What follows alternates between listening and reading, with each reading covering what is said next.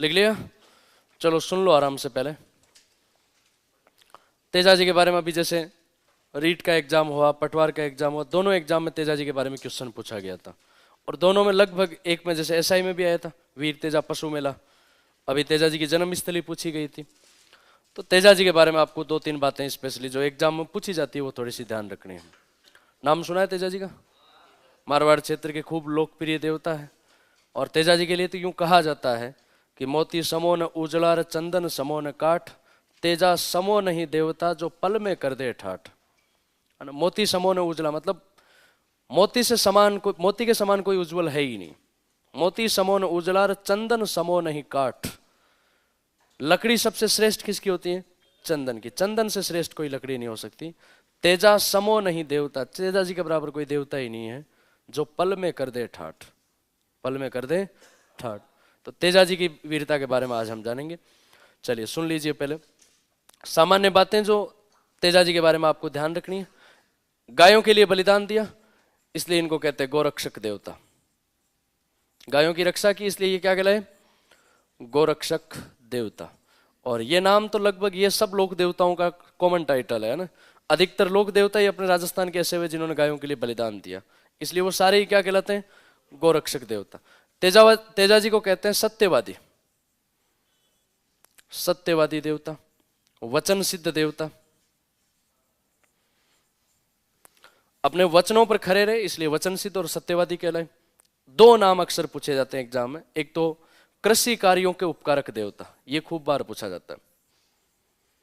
वह लोक देवता जिनको कृषि कार्यों का उपकारक देवता कहते हैं। तो कृषि कार्यों के उपकारक देवता कौन से हैं?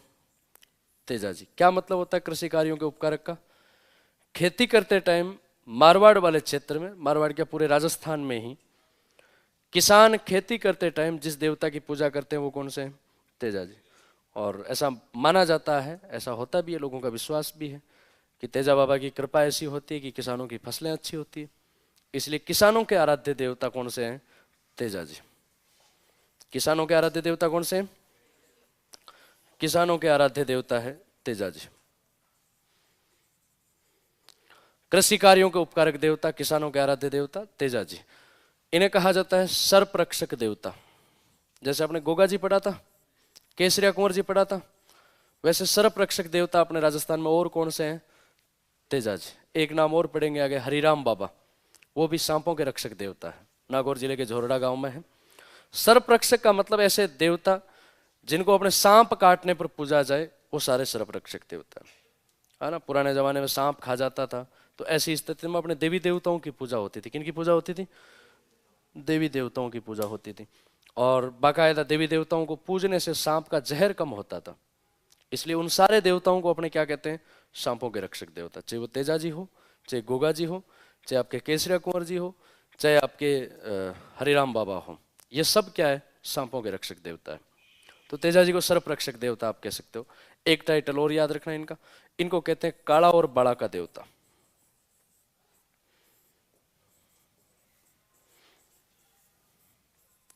तेजाजी को क्या कहते हैं? काला और बाड़ा का देवता। आपको यूं लगता होगा कि ये क्या लिखा है इन्होंने, है ना? ऐसे लिखना चाहिए था, काला और बाला का देवता, है ना? सही बात है, ऊपर वाला सही है ना।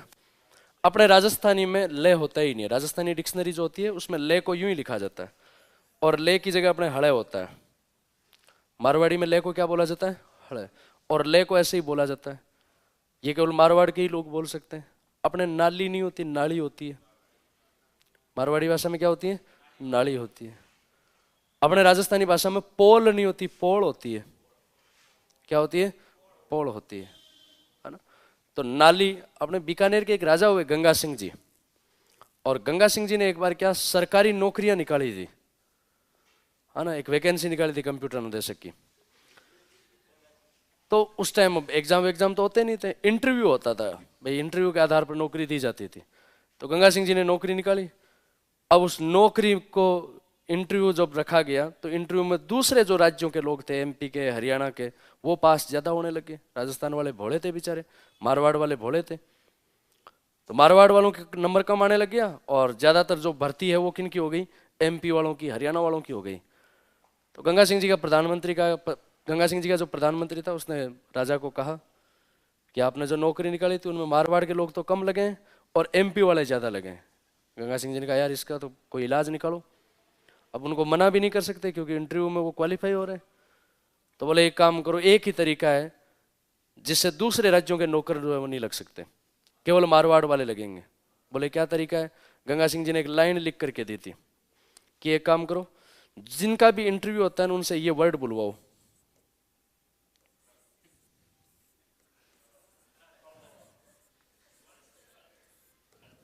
ये वर्ड बुलवाओ।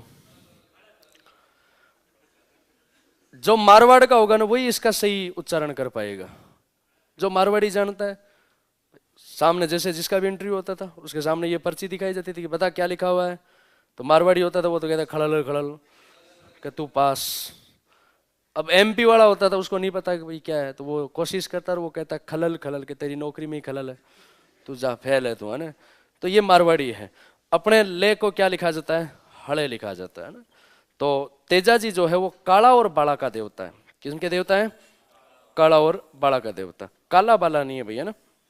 अच्छा, काला और बाला का मतलब क्या है, मीनिंग क्या है? तो देखो, काला का मतलब काले रंग का सांप।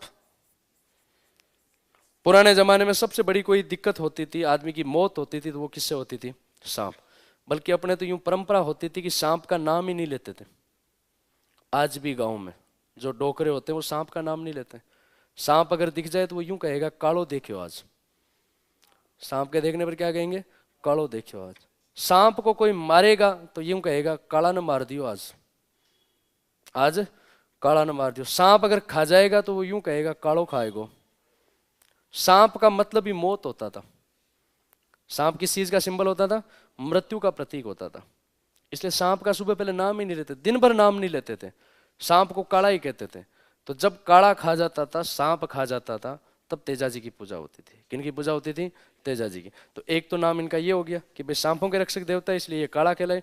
और बाड़ा, अपने एक रोग होता था नारू रोग। आप मारवाड़ से संबंधित अगर कोई बंदे हो तो अपने घर में, परिवार में जो भी बुजुर्ग, अरे रोक ले रहे ना, घर में जो भी बुजुर्ग होते हैं उनसे पूछना, स्पेशली कोई पश्चिमी राजस्थान का है तो। पश्चिमी राजस्थान में एक भयंकर, 2000 के बाद में ये बीमारी खत्म हो गई थी। 2000 से पहले, आज से 20 साल पहले ये बीमारी हुआ करती थी। नारू रोग होता था मारवाड़ में। और ये नारू रोग क्यों होता था? क्योंकि पुराने जमाने में तालाब का पानी पिया करते थे लोग। आजकल तो खूब सारे जैसे दूसरे संसाधन सोर्स हो गए, ट्यूबवेल हो गई, RO वाटर, पता नहीं क्या क्या, ये फिल्टर सिस्टम हो गया। वरना गांव के बाहर एक तालाब होता था, बारिश का पानी उस तालाब में इकट्ठा होता था और उस तालाब के पानी को साल भर पीने के रूप में प्रयोग में लिया जाता था। हर गांव के बाहर तालाब मिलते हैं आज भी। और वो तालाब, अब तो आजकल तो कम होने लग गया, लोग कम पीते हैं, पर पहले तालाब का पानी पीते थे। उस तालाब के पानी में नारू रोग के अंडे होते थे। नारू कोई एक वायरस होता था, जीवाणु होता था, और उसके अंडे उस पानी में आते थे। अच्छा, वो अंडे इतने सूक्ष्म होते थे कि दिखते नहीं थे।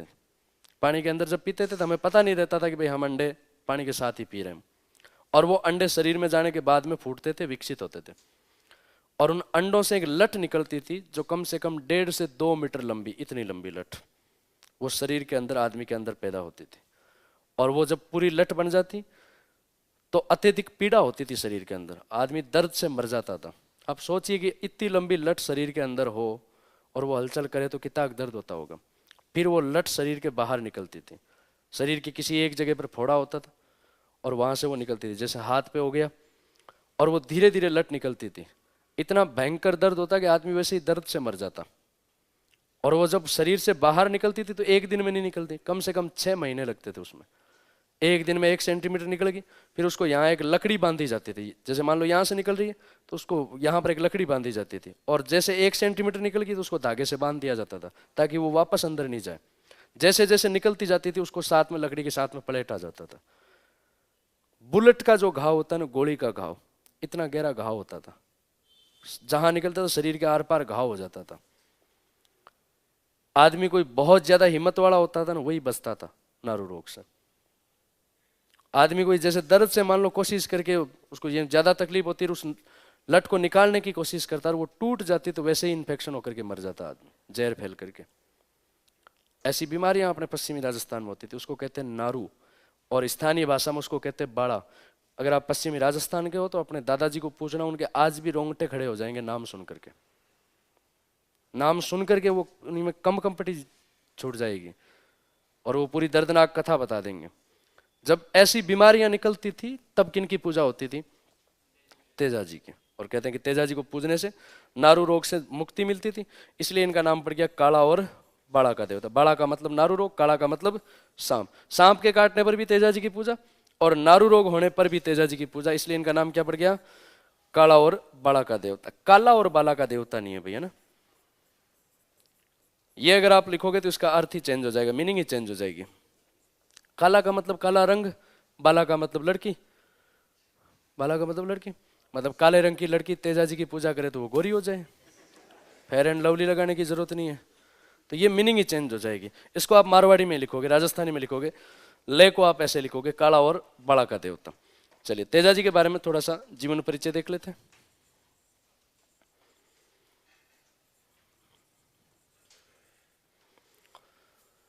नागौर जिले में एक गांव पड़ता है खरनाल। गांव का नाम क्या है? खरनाल। ये अभी पटवार में भी आया और रीट में भी आया था, दोनों में आया था कि तेजा जी की जन्म स्थली कौन सी है? खरनाल गांव। खरनाल गांव है कहां पर? आप नागौर से जोधपुर की तरफ जाओगे तो बीच में एक कस्बा आएगा जिसका नाम क्या है? खरनाल। तेजा जी के गीतों में भी आपने सुना होगा, लीलन घोड़ी सोवणी रे मोत्या जड़ी लगाम, खरनाल्यारा चौधरी थाने झुक झुक करा सलाम। मतलब खरनाल के चौधरी थे तेजा जी महाराज। और यहाँ नागौर वाले क्षेत्र में नागवंशीय जाटों का शासन हुआ करता था।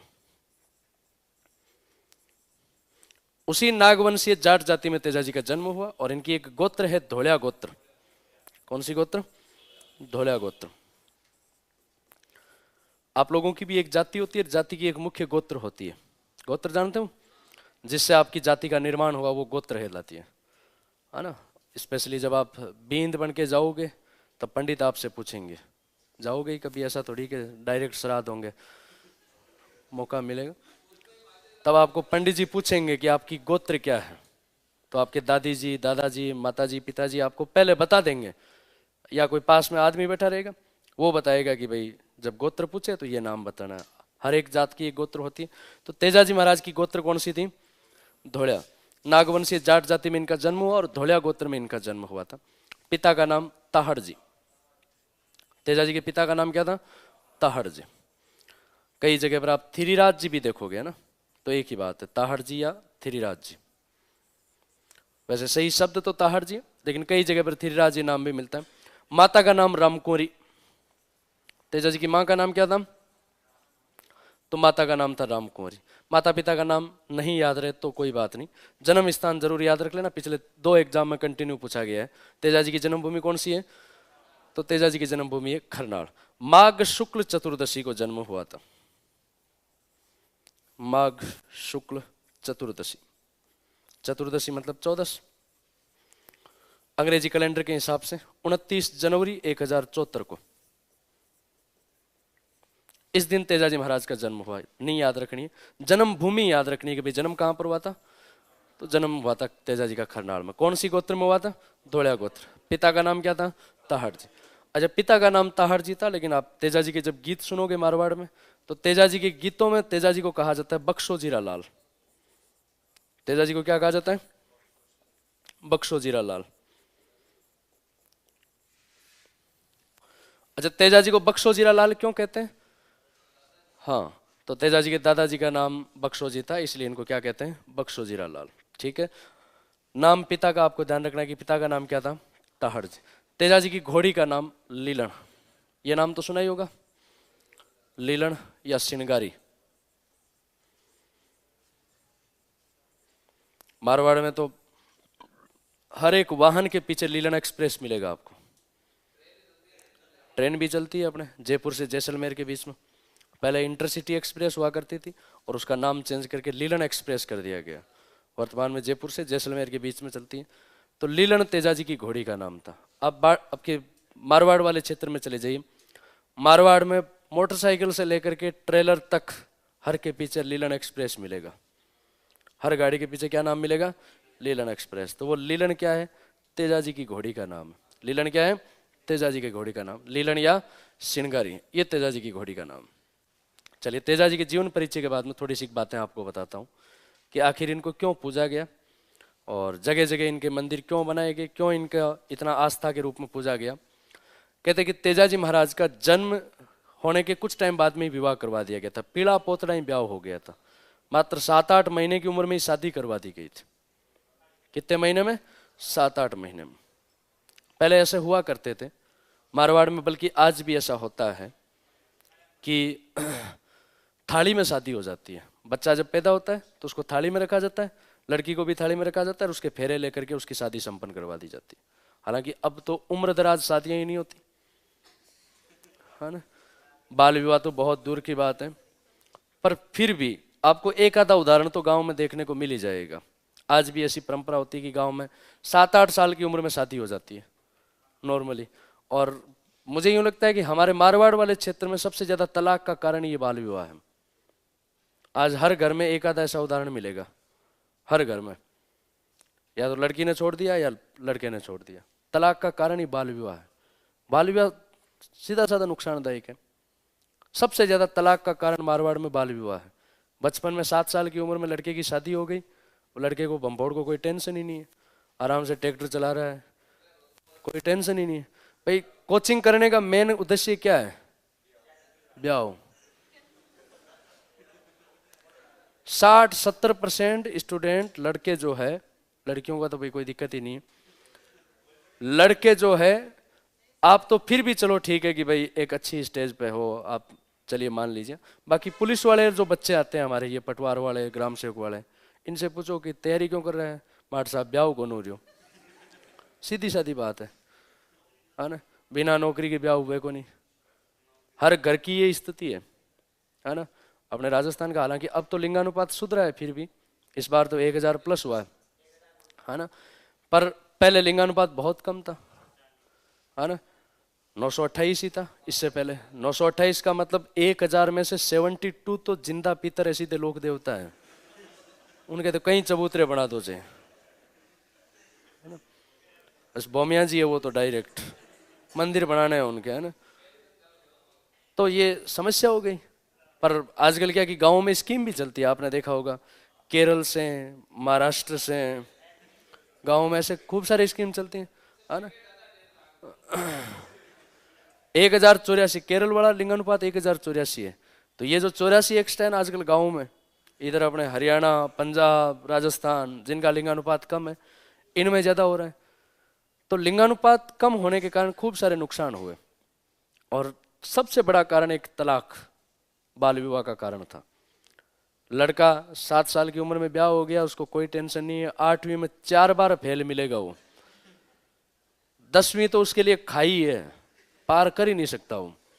तो फिर वो ट्रैक्टर चलाता है गांव में, ट्यूबवेल पे काम करता है। लड़की बेचारी पढ़ लिख करके मान लो कोई ढंग की नौकरी लग जाए तो वो उस बम्फोड़ के क्यों रहेगी, वो कैसे रहेगी वो, है। तो ये तलाक का सबसे बड़ा कारण है। तो फिर पहले ऐसे नहीं होते थे, पहले जैसे माता पिता कर देते थे वही होता था। आजकल हम लोग क्या कि थोड़े से ज्यादा विकसित हो गए, तो माता पिता की बात का कोई प्रभाव ही नहीं रहता, अपने अपने अपनी इच्छा से जो भी निर्णय होते हैं अपनी इच्छा से करते हैं। और पहले ऐसे खूब होते थे। पहले तो यहाँ तक होते थे कि लड़की की शादी अगर किसी पक्षी के साथ में भी करवा दी, राजा मोरध्वज का नाम सुना होगा आपने, है ना। मोरध्वज राजा जो था, एक लड़की की शादी मोर के साथ में करवाएगी और वो मोर के साथ में जिंदगी जीती है। अपने माँ बाप जो करते थे वो सही होता था। तो तेजाजी का ब्याह जो वो पीला पोतना, पीला पोतना का मतलब पोतरा जानते हो, बच्चे को जो रखा जाता है कपड़ा। आजकल तो ये पता नहीं पैम्पर्स डैम्पर्स क्या क्या आ गए, और पहले पोतरे हुआ करते थे। तो पोतरों में तेजाजी का ब्याह हो गया पुष्कर घाट पर। अजमेर जिले में एक गांव पड़ता है पनेर, गांव का नाम क्या है? पनेर। पनेर के राजा रायमल जी,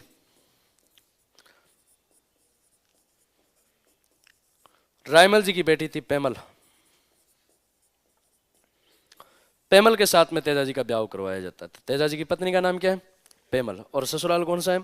पनेर। कहते हैं कि पेमल का जो मामा था ये इस शादी से खुश नहीं था कि हमारी भाणजी का विवाह नागौर के इन धौलिया जाटों के साथ में हो।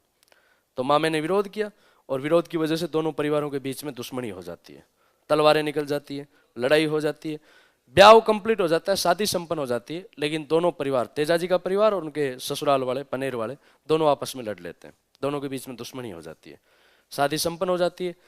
तेजाजी का बचपन में ब्याह हो गया, उनको पता ही नहीं था कि भाई बचपन में शादी हो गई, 7-8 महीने के बच्चे को क्या याद रहे कि शादी हो गई होगी, ठीक है।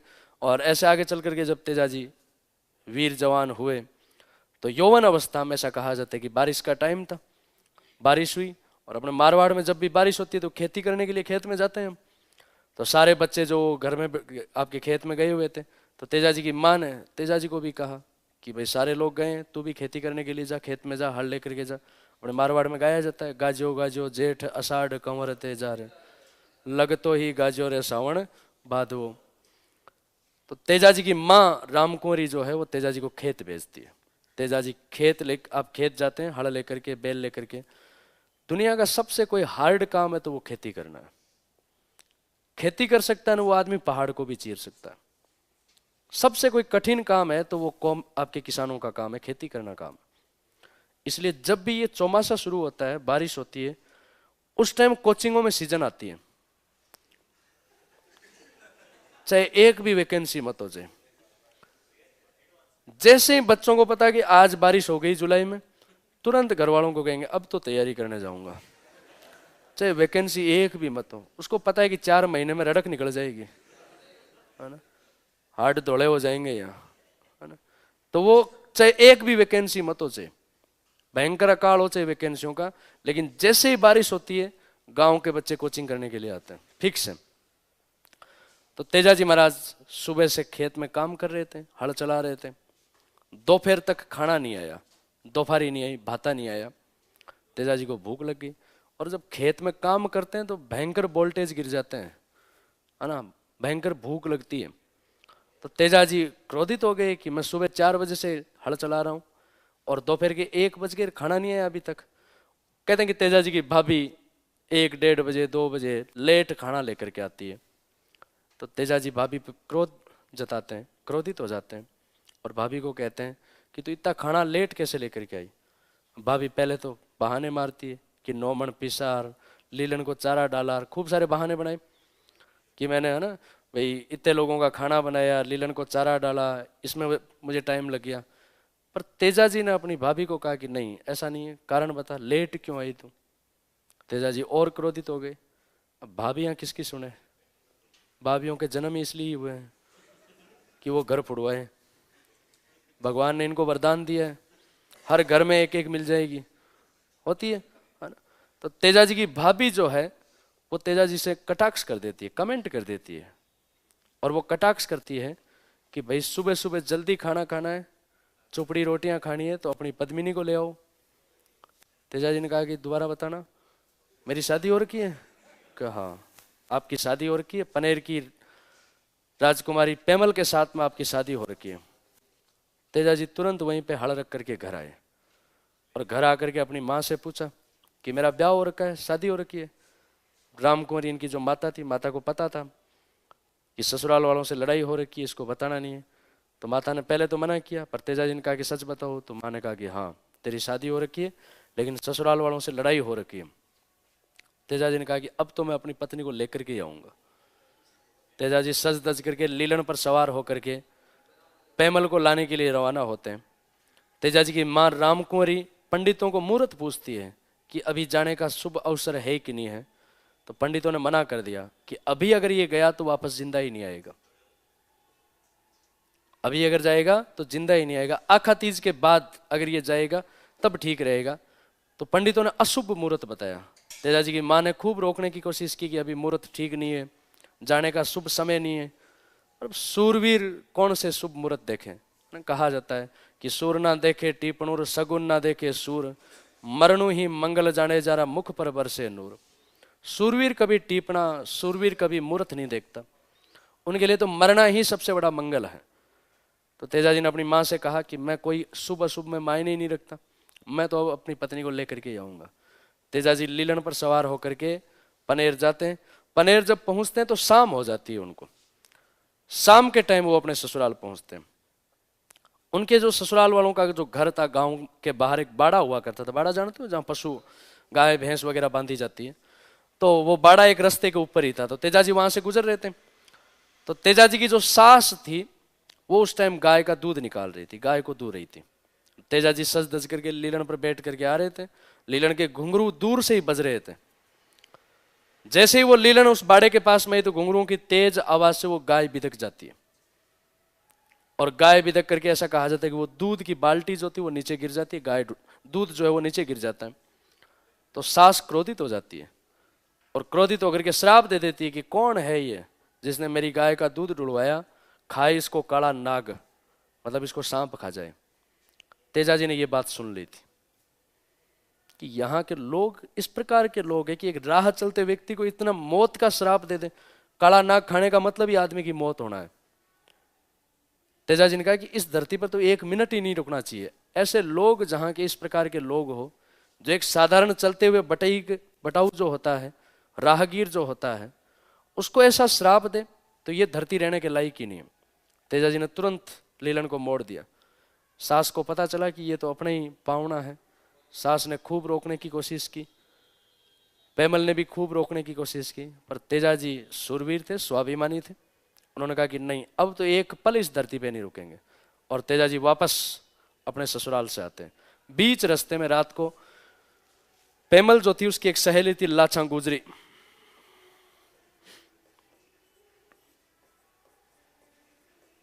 कौन है ये?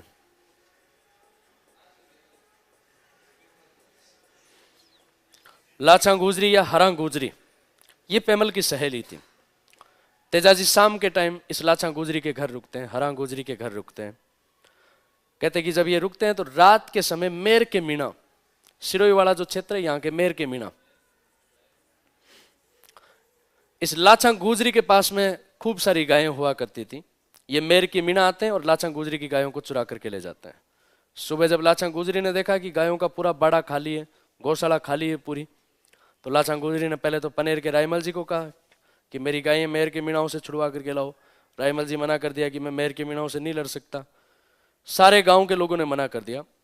तब लाछा ने तेजाजी को कहा कि इस धरती पर एक ही शूरवीर हो आप जो मेरी गायों को छुड़ा सकते हो, गायों को लेकर आ सकते हो। तेजाजी ने कहा कि बिल्कुल, मैं आपकी गायों को लाने के लिए जाऊंगा, मेर के मीणाओं से संघर्ष करूंगा। लाछा गुजरी को वचन देते हैं तेजाजी कि मैं तेरी गायों को छुड़वा करके लाऊंगा। तेजाजी वहां से निकलते हैं।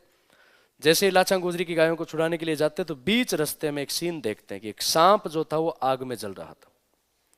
तेजाजी को लगा ये पालतू है, पशु है, इसको पता नहीं है आग में जल जाएगा ये। तो तेजाजी ने अपने भाले से उस सांप को दूर फेंक दिया।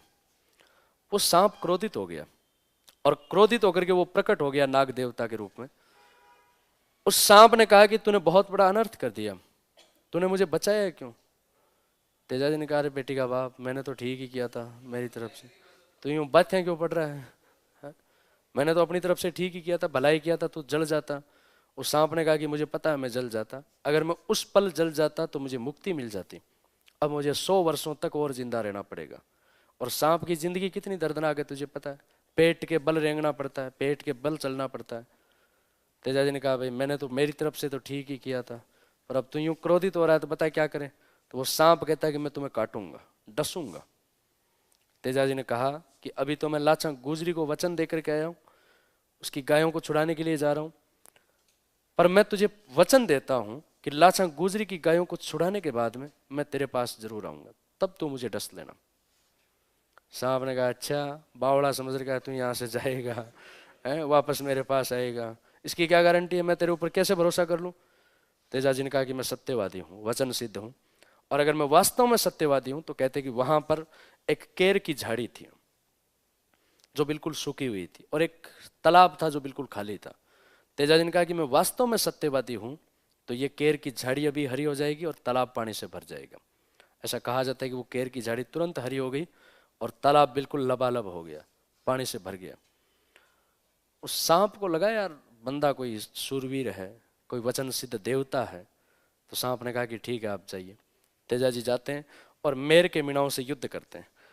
अजमेर में एक जगह पड़ती है मंडावरिया, जगह का नाम क्या है? मंडावरिया।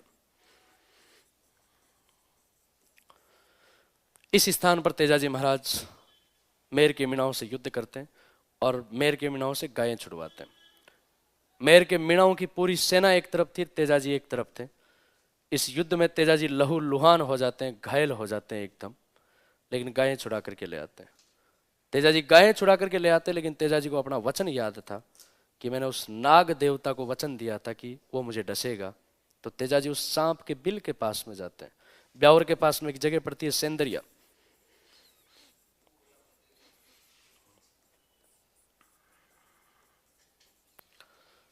ब्यावर अजमेर। इस सेंदरिया नामक स्थान पर उस सांप के बिल के पास में आते हैं। बिल जानते हो, बाम्बी। उस सांप के बाम्बी के पास में आते हैं और बाम्बी के पास में आकर के तेजाजी उस सांप को, नाग देवता को आह्वान करते कि हे बासक देवता, हे नाग देवता, मैंने आपको वचन दिया था कि मैं गायों को छुड़वाने के बाद मैं आपके पास आऊंगा, आप मुझे डस लीजिए। वो नाग देवता खुद प्रकट होते हैं और देखते हैं कि एक योद्धा सामने, लहू लुहान घायल योद्धा, शरीर से खून टपक रहा एक योद्धा घोड़ी पर बैठा था। उस नाग देवता ने कहा, तुझे डसूं कहाँ, पूरा शरीर तेरा लहू लुहान है और मैं ऐसे स्थान पर डसता नहीं जो सुरक्षित ना हो, स्वस्थ स्थान ना हो। तब तेजाजी अपनी जीभ निकालते हैं कि ये एक बिल्कुल सुरक्षित स्थान है, आप मेरी जीभ पे डस लीजिए और मेरे वचनों को पूरा कीजिए। ऐसे देवता हुए अपने राजस्थान में जो सांप को वचन देते, जानवर को वचन देते हैं और अपने वचनों पे खरे उतरते हैं, इसलिए उनको लोग पूछते हैं। वो सांप तेजाजी की जीभ पे डंक मारता है और तेजाजी को वचन देता है कि वास्तव में तू सत्यवादी है, इसलिए आज के बाद में किसी भी बंदे को सांप काट लेगा और वो तुम्हारे थान पर पहुंच जाएगा, तुम्हारे मंदिर पर पहुंच जाएगा, तो मरेगा नहीं। इसलिए तेजाजी को क्या कहते हैं? सांपों के रक्षक देवता कहते हैं। क्या कहते हैं? सांपों के रक्षक देवता। सांप के काटने के बाद में तेजाजी वीर गति को प्राप्त होते हैं। अजमेर जिले में एक जगह पड़ती है सुरसुरा, सुरसुरा अजमेर। इस स्थान पर तेजाजी महाराज वीर गति को प्राप्त होते हैं।